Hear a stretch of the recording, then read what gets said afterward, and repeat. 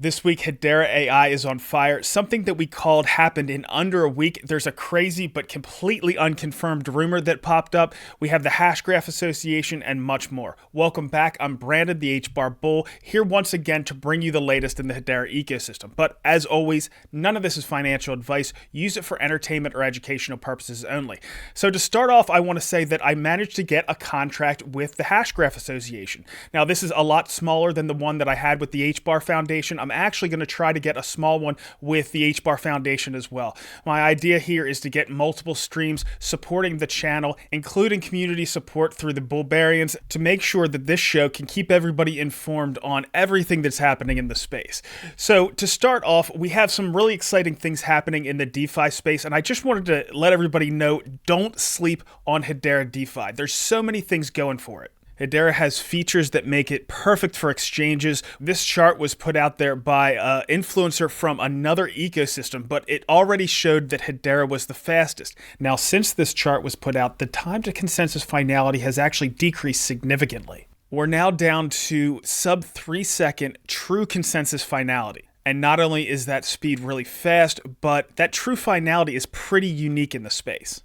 Now, I'm not going to name any names here, but anyone that points to a blockchain DEX that only uses one confirmation when best practice dictates that they use at least a dozen or more, that sacrificing of security for speed just doesn't cut it. With our network, you don't have to make that compromise. Hedera has that true finality, it's not probabilistic. Hedera's DEXs also eliminate maximal extractable value, or MEV, because it's the only network that I know of that has fair ordering. And the impact of that can't be overstated, not just for DeFi, which it's certainly important for that, but it's going to become even more important once we get to traditional financial markets. All these features combine to just allow a really great user experience. Couple that with all the amazing fungible tokens we have on Hedera, like Sauce, Steam, Galaxy, Karate, and so many others that unlock countless engaging applications, and all of the ingredients are there for an exploding DeFi space.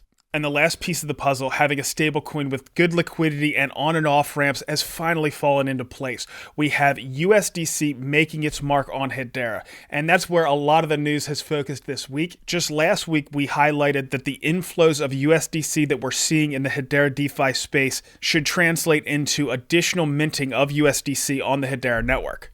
Well, that happened in a big way this week, with nearly 3 times as much USDC being minted on the network. Now, this could be Crypto.com and Binance minting more due to that demand, as we were kind of alluding to last week, but there's also another interesting possibility that could have led to this spike. When we jumped from sub 10 million USDC minted on Hedera to over 30 million last year, this was likely due to the exchanges that just added support. So it's possible that this latest round of minting is due to a new entity, and due to the amounts that we're seeing, it could be Coinbase. With Crypto.com and Binance support for HUSDC, we're already pretty well covered, but Coinbase would be a massive addition. So just to put a finer point on it, we were in the low $30 million range as far as USDC on Hedera last week. Early this week, we saw it spike into the 50s, and as highlighted here by StockTwits, by the end of the week, we ended up with over $70 million in USDC on Hedera. Now, we have a long way to go to catch up to some of our competitors, but now we have all the ingredients in place to allow this to ramp up in a really accelerated way, and I wouldn't be surprised if by the end of the year we had 10 figures in USDC on Hedera. Also great for Hedera DeFi is Saucer Swap has made onboarding easier with everything newcomers need to get started. So we're planning on doing another DeFi Corner with Brady on Sunday, so hopefully we'll get into a deeper dive, and I'm sure he's going to have some fantastic insights. So the next thing I want to jump into is AI. So we all know about the collaboration between Equity Lab, NVIDIA, and Intel, and we see Dell starting to poke around in that space as well, but there was an explainer video that came out this week that I wanted to share. As artificial intelligence continues to cement itself as a core part of the emerging digital economy, the lack of transparency in how AI models are trained, developed, and deployed presents significant risks, not only to enterprises, but to society as a whole.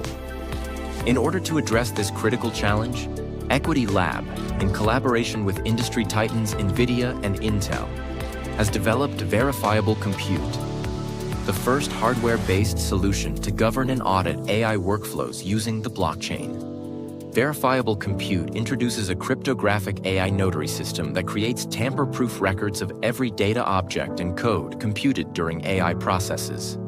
This hardware-based approach ensures explainability, accountability, and security at runtime. The foundational trust layer of this solution is Hedera, creating a trusted, immutable ledger of AI computations. Every operation performed on compatible Intel CPUs and NVIDIA GPUs is recorded with precise timestamping, enabling auditable trails and smart contract orchestration across AI protocols. As AI integration deepens across finance, healthcare, media, and public sectors, this solution will establish new standards for transparent, verifiable AI systems, bringing unprecedented trust to our increasingly AI-driven world.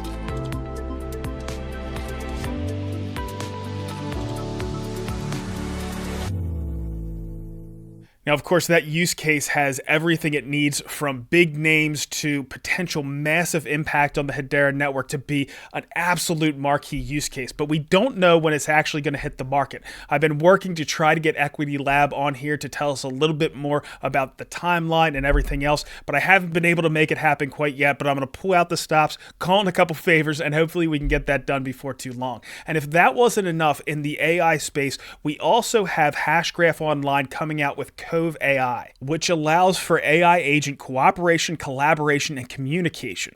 I was told by some insiders that this could be pretty huge, and the impact will become clear as the tools become available and start to get used, which doesn't seem like it's too far off. ConvAI will have instant monetization capabilities for message requests and chats, verifiable and immutable communication channels, and decentralized AI profiles and registry for discoverability. And every one of the agents created with this platform will have its own Hedera account. Developers and those that are interested in ConvAI should sign up for their waitlist right now. So Hedera continues to lead in the AI space, but they're not slowing down. They also announced a hackathon just this week. Apparently, there's $30,000 in prizes for this hackathon, so if you're building in this space and leveraging Hedera, get on it. Now, there was also something else that was put out this week that is gaining an awful lot of attention. It was put out by Hedera community member Sean. He said in a post, Google and Hedera to announce Google Cloud Universal Ledger built using HBAR at the Google Cloud Next event. He goes on to say, first project to go live on the Google dedicated private Hedera subnet,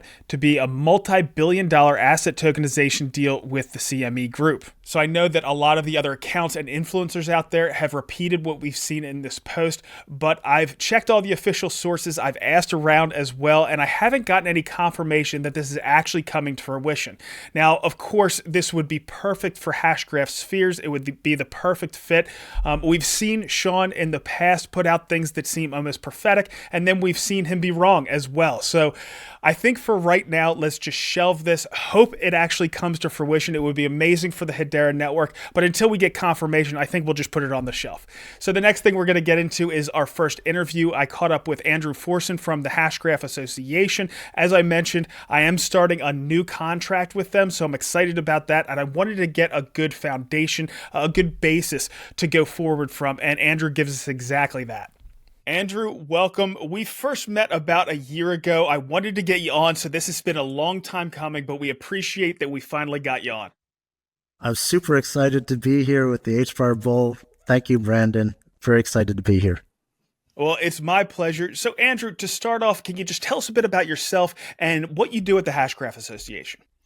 Sure. My background is in quantitative financial risk management. And with the Hashgraph Association, I'm their head of venture investments and investments. So we pretty much manage the venture capital arm of the Hashgraph Group and Hashgraph Association, which gives us a great opportunity to speak to ecosystem projects, to speak to projects outside of the ecosystem that are really keen on leveraging Hedera. And we have a lot of fun doing that. Well, speaking of the venture arm, one of the things that I've been really impressed about with the Hashgraph Association is your ability to bring outside capital into the Hedera ecosystem. Can you tell us a little bit about that and the broader strategy for the Hashgraph Association? Yeah, that's a really, really great question. So often in the Web3 space, people have thought of the development of their ecosystems as a vertical. in terms of silos. But the reality is it works best whenever it's additive, whenever we bring enterprises that are successful in other parts of the IT space into the Hedera ecosystem. And that is something that we focus on. We try to focus on creating value, but also bringing companies that create value into the ecosystem.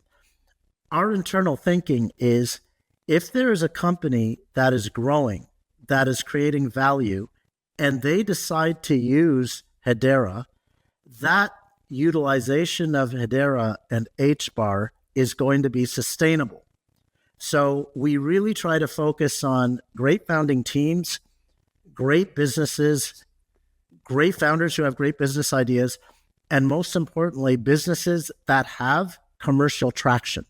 So we want to make sure that we're not giving them capital in order for them to have to come back to us for more capital, but we're giving them capital to accelerate them on their mission that they've already defined as successful. That makes perfect sense. Now let's pull on that thread a little bit further. What are some of the teams, businesses, or applications that the HBAR or the Hashgraph Association has supported or invested in that has you personally most excited? Okay, there are very many, and I don't want to leave any of them out because they, to some extent, they all feel like your children. You really want to support and nurture your portfolio. But some of the most exciting ones, for instance, there is a company called Ivory Pay. And this is a US-based Nigerian company that is a crypto on-ramp for payments. And the leadership, gentleman by the name of Toby, they're incredibly focused. They do considerable transactions along the way, and they're solving a real problem. We often lose sight of the fact that in countries that work perfectly, for instance, now I live in Switzerland predominantly, and I'm from Canada. So in many of the first world countries, the US, Canada, and whatnot, the adoption of Web3 isn't an imperative because if things are working fine, why change it? But in many developing economies, the ability to access stable coins in and of itself is a hedge against inflation. And in and of itself, that helps you to transact. So Ivory Pay, for instance, is at the forefront of that space. There's a project that is near and dear to my heart. We were discussing earlier Sealcoin, which is a transactional IoT ecosystem, which is doing something that a lot of people may not realize was a challenge until it's described to them. It enables all the IoT devices that may be in your home, in a neighborhood, in a particular grouping, to speak together, to speak to each other, and to transact amongst themselves. So what Sealcoin has done is effectively create an ecosystem of IoT devices that third-party institutions and individuals can upload devices, segregate them into groups that they, based on their particular utility, and get them to communicate with each other. Then there are projects as interesting as traceability. This is a company called Shamba Records based out of Nairobi, Kenya.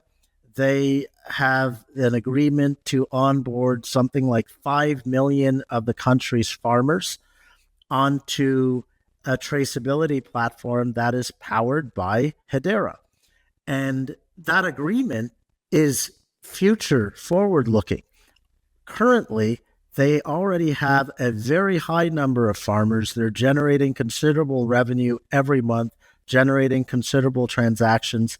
So for us, projects like this that show economic viability and great utility of the underlying Hedera DLT, it's what we love to work on. So Andrew, talking about this adoption, we have obviously these teams that are starting, they're just starting that curve upward in their adoption. How do you think the broader measures of transaction volume and revenue for the Hedera network, how do you think that is all going to work together? And how is the rest of the market going to look at Hedera in the future?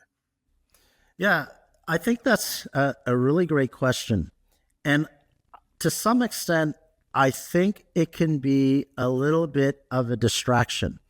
You see, if you target transaction volume without actually having fundamentally sound, value creating, profitable businesses, the acquisition of transactions is actually a bit of red herring because those businesses won't last. Sure, But absolutely.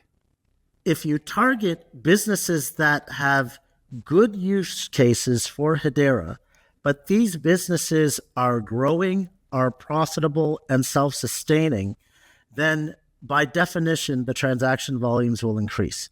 So I would argue that whilst transactions are important and critical, if you prioritize transactions over prioritizing fundamentally strong businesses, you actually end up with a less sustainable use case for Hedera.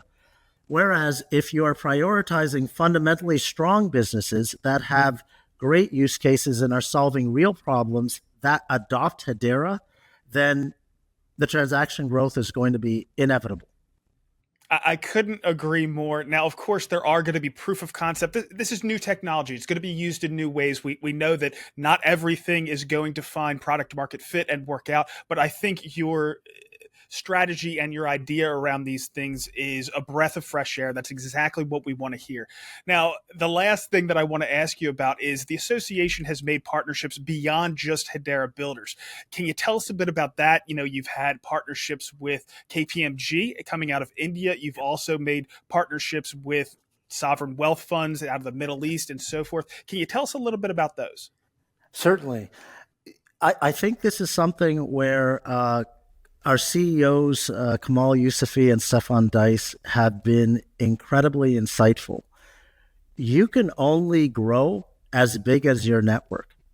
And so one of the key aspects of growing adoption of Hedera, particularly at an enterprise level, is ensuring that other large players are aware that they can use the Hedera DLT for their enterprise applications, and they can deal with it with an SLA, service level agreement, and the same type of infrastructure that you could expect if you were purchasing, for instance, say, an Oracle database.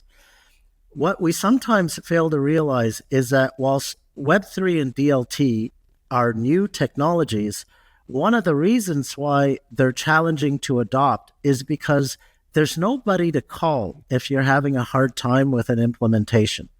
So through these partnerships with the Deloittes, with the KPMGs, PricewaterhouseCoopers, by having significant outreaches to governments like Saudi, Morocco, Qatar, what happens is you give these great counterparties, these new friends of Hedera, the ability to have a touch point within the Hedera ecosystem so they understand how we can work with them to better adopt and use Hedera and DLT.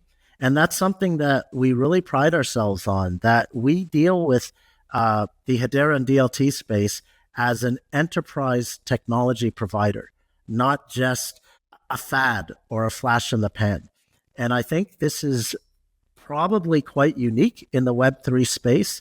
And it's an area that we are considering to, we are going to continue to work hard at developing. Well, you're certainly laying a fantastic foundation on a lot of different verticals there. Is there anything else you'd like to pass on to the Hedera community before we let you go? Yeah, I think the Hedera community is an amazing community. We have access to the governing council. Our technology is really second to none. And I think one of the greatest benefits of Hedera from my finance background is that the way the gas fees are structured, it makes it very possible for enterprises, for companies to budget and predict growth. Keep the faith and understand that the objective is to ensure enterprise adoption with solutions and companies that are solving real problems. If we continue to solve real problems with our technology, the sky's the limit.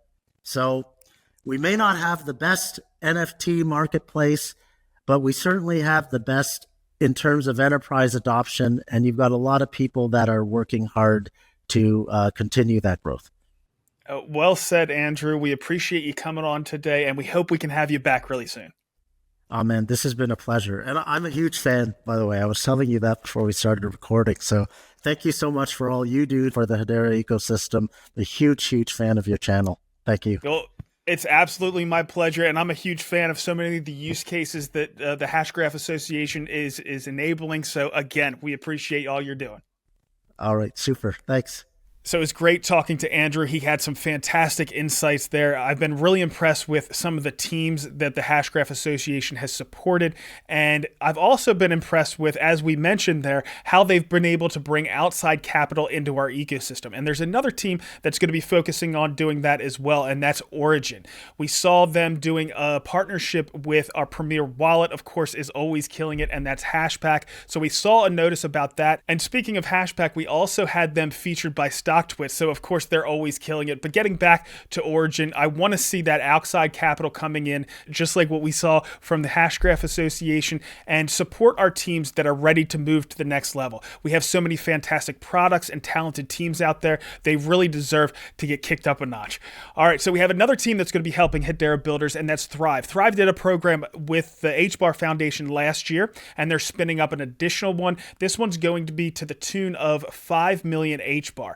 And teams can get awarded up to 180 million HBAR for building interesting stuff on Hedera. And I caught up with Matt. He is their head of content to explain exactly what they're doing. So today we welcome Matt. He is the head of content over at Thrive Protocol. Matt, welcome.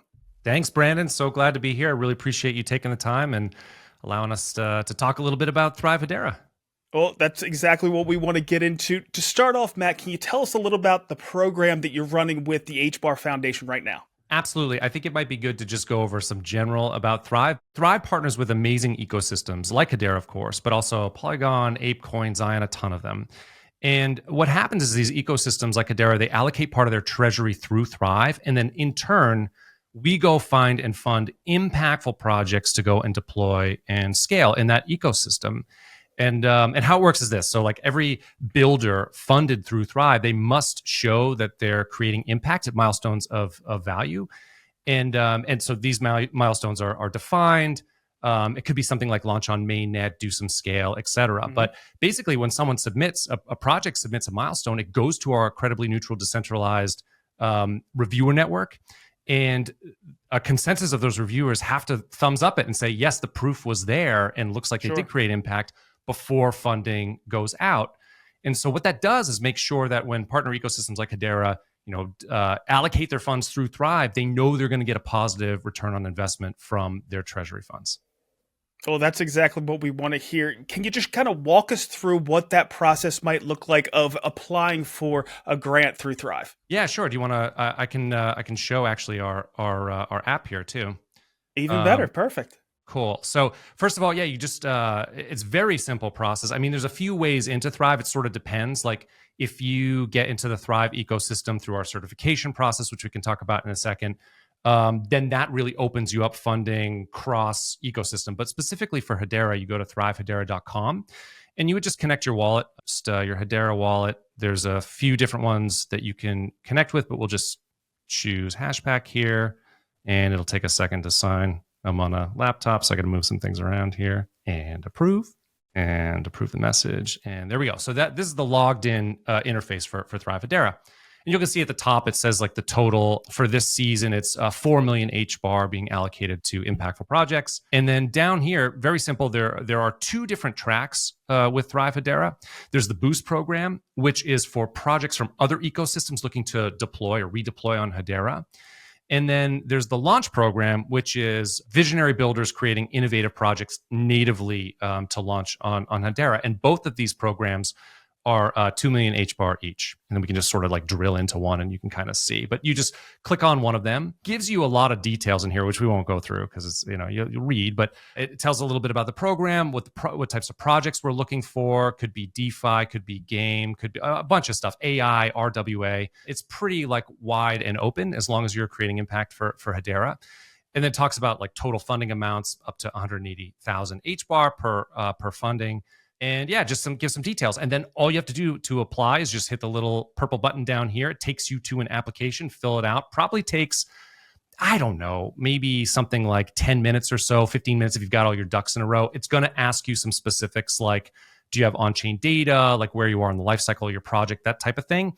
And then what happens is when that gets submitted, that goes to our reviewer network too. And the reviewer network, and like I said, it's a decentralized reviewer network of experts who know things like governance or know things like dev or whatever, but it goes to the appropriate subset of those reviewers. They look at it and just make sure, very like base level, is this a complete application? Does it look like it's a legitimate project, et cetera? They just do some screening for us. Once that happens, our ecosystem leads, it's Gopika for Thrive Hedera, we check it out, they check it out, and they're like, is this appropriate for this program? And can we stand behind it as Thrive? For the ones that we do, we bring it to the board. We have a Thrive Hedera board made up of some of the HBAR Foundation and Thrive members who just basically are like, yep, thumbs up or veto in case it's not a good fit. So that's basically the process. And it normally takes from the beginning to the end, I don't know, maybe a week, I guess. And just the last thing too, Brandon, before we get back to you, is it's rolling admission. So, the sooner that you submit your application, the sooner you're going to know the results of that and get you funded and get you working. All right. Well, that's what we want to hear. I know one of the issues in the past has been that some of these grant processes could take a fair amount of time. So the fact that this only takes about a week is music to our ears. So the last thing I want to touch on, you talked about some of the verticals that, you're looking for, but can you tell us about, the kinds of builders that you're looking to target, and what would you tell those potential applicants that would give them the best chance of success? Yeah, Thrive is all about creating impact for these ecosystems. Like we have a greater vision where, we want to see a crypto future. And in order to do that, then these amazing ecosystems like Hedera have to be able to use their treasury funds very efficiently. They have to get return on investment. It's the only way for crypto to grow. And so really, legitimately, it's all about creating impact. So I would just advise, if you're a project, it literally can be all different types of on-chain projects.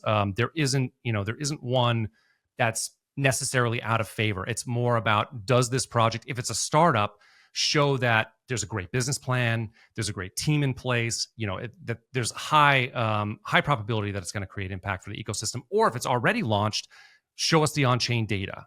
Show us you have daily active users or TVL or whatever it is. Just show it, because then that's proof that you're going to create impact. It makes things a lot easier to fund.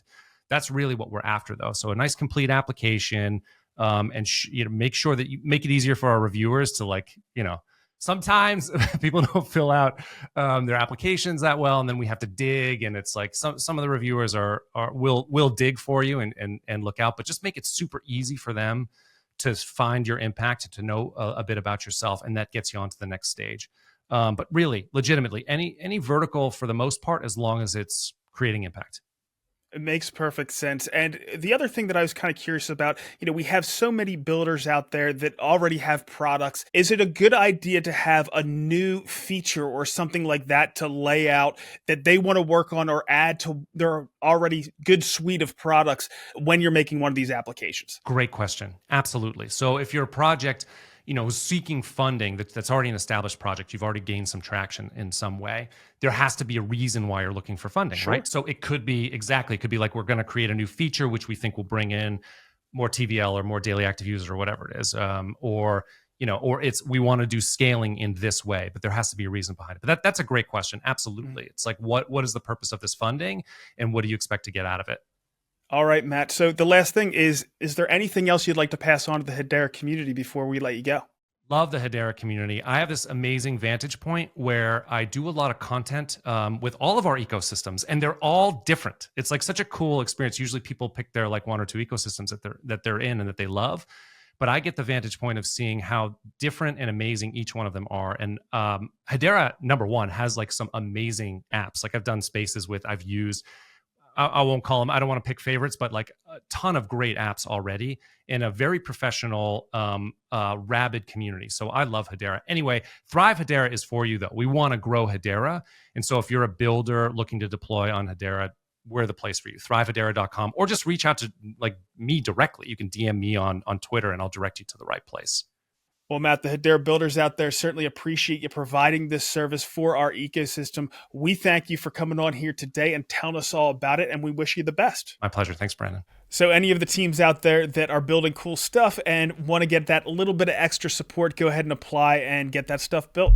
All right, so one of the things that I kind of skipped over and I should have gone to, because as Andrew mentioned, it was one of his favorite, is Seal SQ. And they're doing, of course, amazing stuff in the transactional Internet of Things space, and they had a little announcement this week. The IoT innovator is expanding its operations into India. Now, its next satellites will be launched in the upcoming months, but those will go into orbit with the help of SpaceX. But it looks like the Indian space program is going to be helping them out as well. So the faster we can get those satellites up there to enable those transactional Internet of Things that they're putting out into the world to the tune of billions is just going to take Hedera to the next level that much faster. All right, and with that, let's jump into some shark bites. Rob, welcome back. We have a full plate of questions for you here today. Yeah, there was a lot of last-minute questions, so I'm kind of taking this almost as if it were a live Shark Bites, because some of these I haven't prepared for. But let's try them anyway. No problem. I'm really curious about this first one. It comes from Naza, who says, for Rob, Charles Atkins stated that the governing council size may be expanded to 100 or 120 members. That's 3 times more than the initial targeted size. If we're taking so long to fill 39 members, how can we fill 120 members? What are your opinions on the expansion? Cheers. Rob, again, I was really curious about this one. It was something that Charles made it clear that he doesn't know if something like that would actually happen, but just the fact that he threw it out there, I thought was really interesting. Yeah, it's interesting. I mean, there's nothing currently that would enable the 39 council members to expand to 120, and I certainly there is no intent to do that, as far as I'm aware. And as part of the leadership team, I think I would be aware. The LLC agreement is, it says 39. It states 39, and we're currently not there. So I think it's only hypothetical that the council would expand anywhere beyond 39. It would require a vote of the council to do that.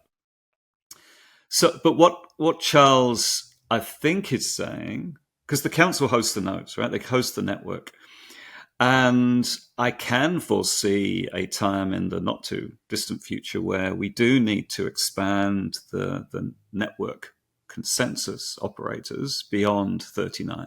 There will be a need to extend that, maybe 100, 120, let's say, as that first stage of, the next stage of decentralization. We talked in the past about what happens to council members when they've completed their term on the council and roll off, and yet they still want to host a node. So that's kind of a natural extension, I guess, of the network. When we have a full council and the pipeline of new members is coming in, it would be natural to allow them to host nodes, maybe not a consensus node, but some of the other nodes, in order to get up the learning curve, as it were, and participate in some form or other. And I think I see that happening as well. So, I don't think there's moving towards having a governing council of 100 plus members, because, of course, council do network governance and they do corporate governance, and getting a decision on corporate governance is actually quite difficult. The bigger the organization, the harder it is to achieve consensus. But the network governance perspective, and the hosting the network and hosting the node and participating in the committees in the way that they're currently set up, which is in an observer and contribution but non-voting role other than the voted for members. I mean, I could see that potentially expanding.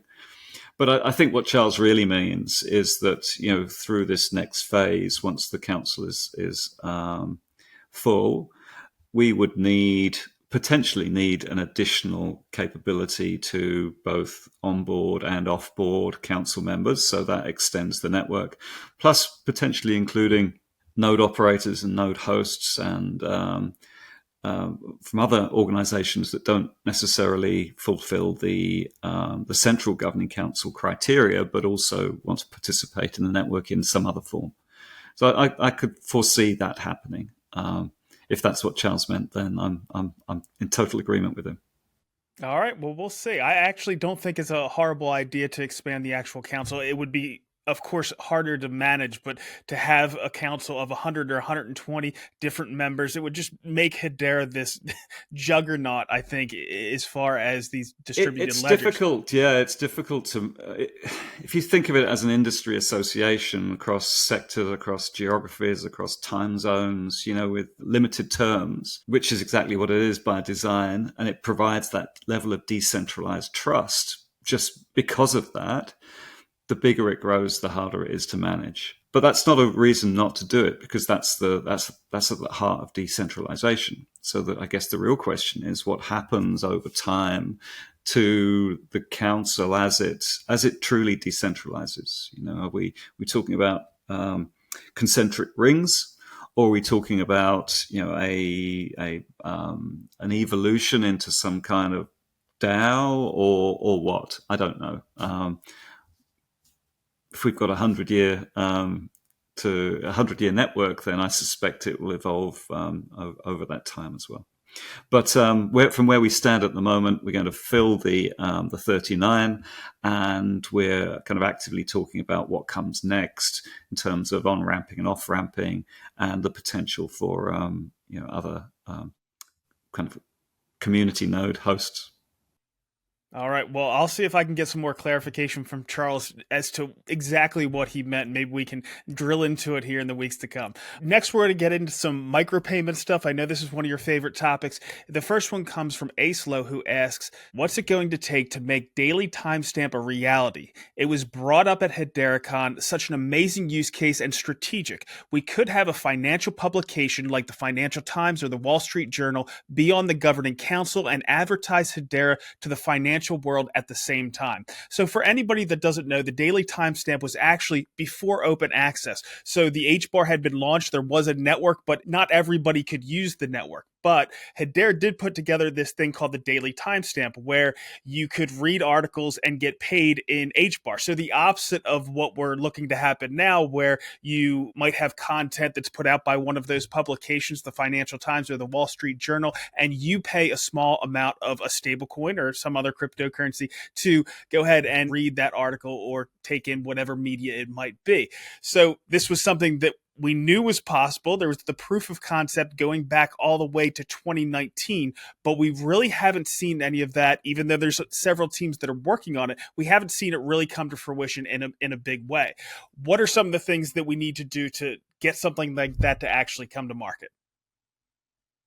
I mean, it's a really OG question, isn't it? From Ace. It is. And we do refer to it from time to time. And so I'm pretty well placed to answer this question, actually, because we took the daily timestamp and FPOS implemented it as our micropayments proof of concept. That was one of the first things that we did with Hedera. I mean, we added some additional bells and whistles around digital identity and tested the payment transactions with identity payloads or credentials.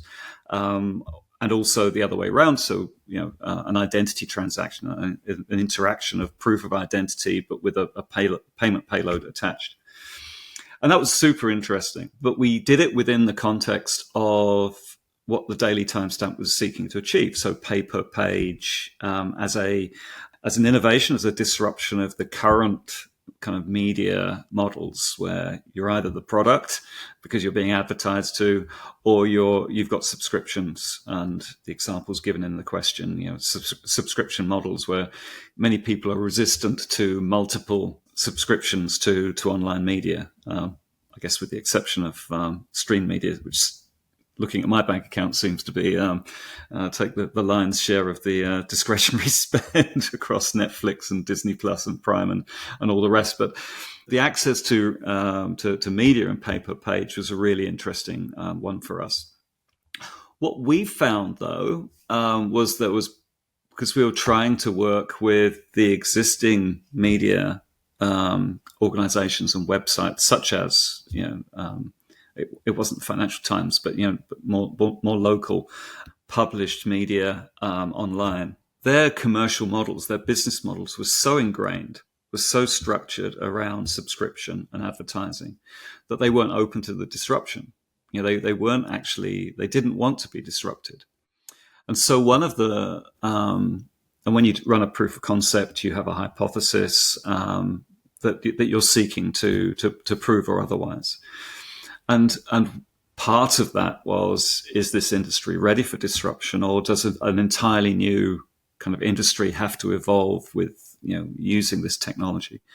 And we came to the conclusion that actually the industry, the old media industry, wasn't ready for this level of disruption, and that new forms of media would have to develop that took streamed value for streamed content. And then we moved on from that particular proof of concept into many other proofs of concept and pilots. But I think it's a very interesting outcome. It's a very interesting question as well, of course.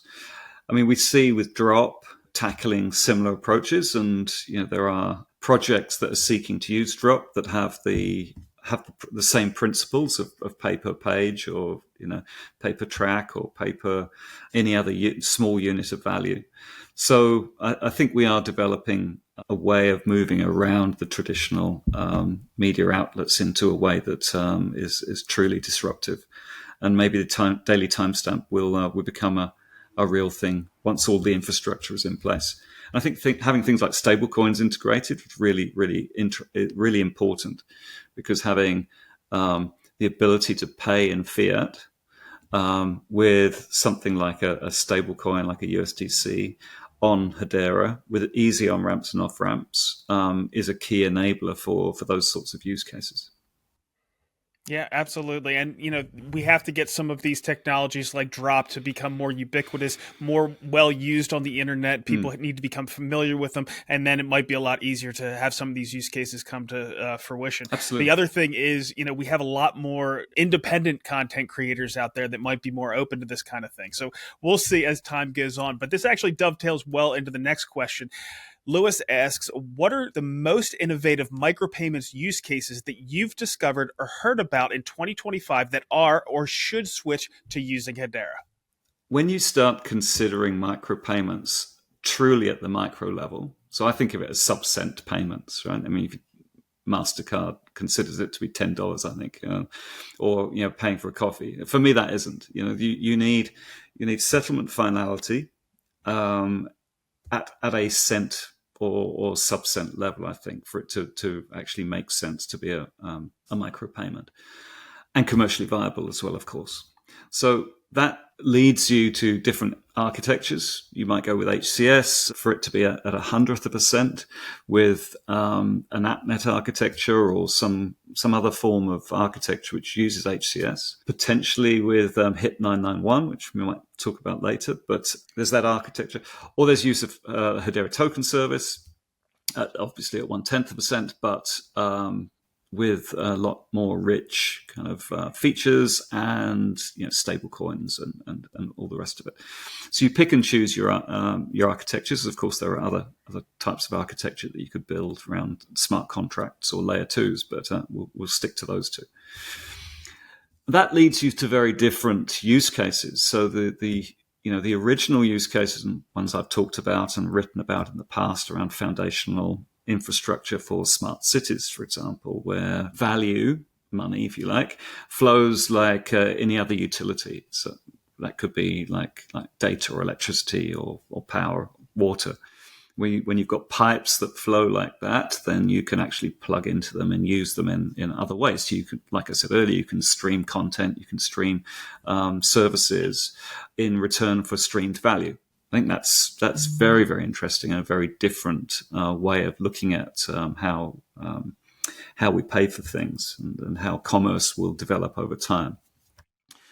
The extension of that is Internet of Things. So when you have not people, but you have devices that have been enabled or empowered by one's digital identity, to make microtransactions on one's behalf for things that they need to do or they're interested in or those devices are focused on. That might be one's autonomous vehicle, or it might be one's drone, or it might be one's fridge. I mean, all of those things, I wouldn't imagine those three things interacting, but interacting with the environment and other things in order that my prerequisites for that interaction take place. And that might be incentivized through payments. And because it's a volume play, and because it's within the context of these smart cities where the pipes flow very, very quickly, that would be a kind of utopian future, if you like, which we're just starting on. However, and the question talks about 2025, those things are developing. So we are talking about drones and Neuron and DeepIn with ways of incentivizing devices to behave in particular ways. We have, coined the phrase transactional Internet of Things. The transaction in the transactional Internet of Things are micropayments. That is the interaction between devices which incentivizes behavior. So those things are real now. They're actually developing. And now, of course, we've got AI agents. So we've got internet physical infrastructure and decentralized physical infrastructure and IoT on one side, and we've got actors within the online space that have that are AI based, so agents. Agentic interactions can also be incentivized. So there is very, very probably very, very soon the concept of agents owning wallets. And I could have agents, a whole legion of agents that have an associated wallet or account that is funded, and they know how to spend that that value on behalf of me or on behalf of the organization in a particular way. So the evolution in this space is incredibly fast. And so for 2025, transactional Internet of Things on one side and agentic payments or microtransactions are, I think, the two most exciting developments, and probably on a convergent path as well. So, IoT that are controlled by agents with wallets that incentivize behavior would lead us to the next evolution of this. And I can't think of any other network, any other trust layer that will operate at the scale that is required for those sorts of interactions. All right, Rob, is there anything else that you're excited about or you want to cover this week? Well, as always, there's so much going on in the Hedera ecosystem. But I did engage on X last week on Wes Geisenberger's announcement. He and Hanya Othman from the Sustainable Impact team were in the Eastern African Carbon Conference. And they had a couple of announcements which were very interesting to me personally, because I'm a big Guardian fan.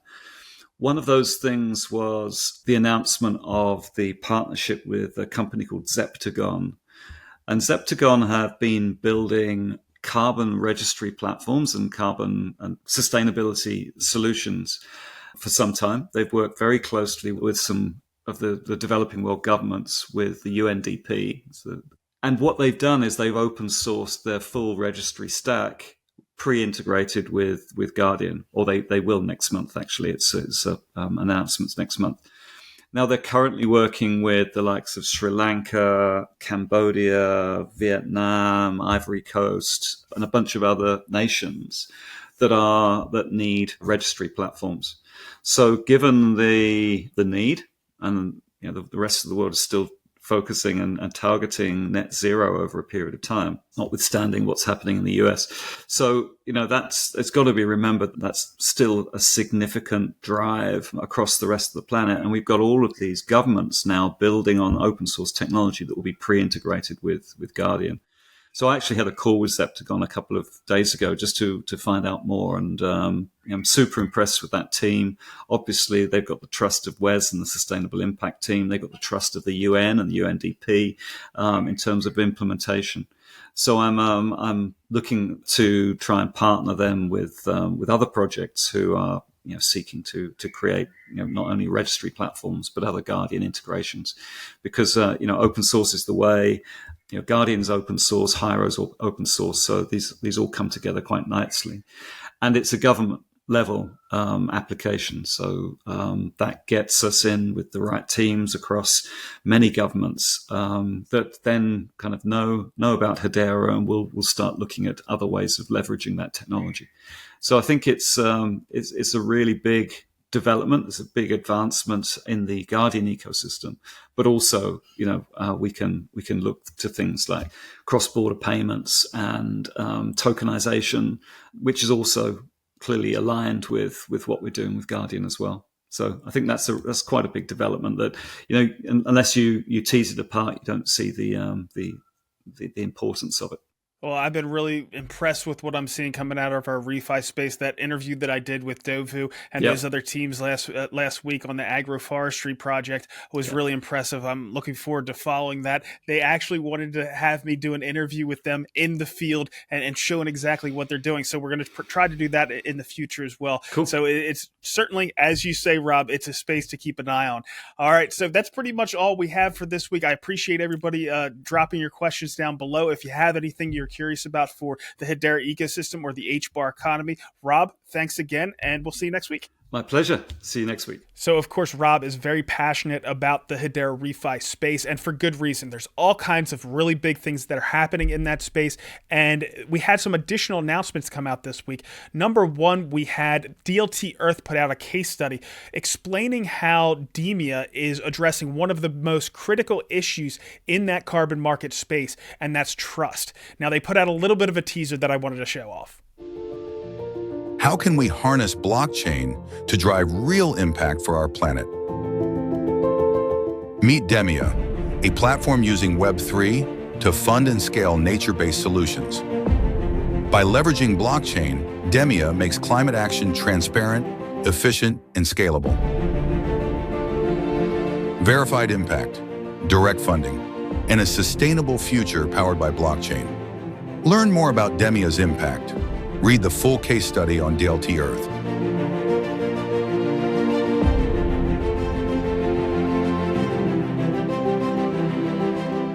Now, sticking with the environmental impact space, as Rob mentioned, governments are staying involved, at least outside of the United States, and we're seeing that in his home turf down in Australia. One of the Hedera teams building down there is Novitech, and they highlighted how Australia's mandatory climate disclosure starts soon. So if you're a business that meets Group 1 criteria, so over $500 million in revenue, so over 500 million Australian dollars in revenue, over $1 billion in assets, and over 500 employees, their reporting obligations commence in the fiscal year 2025.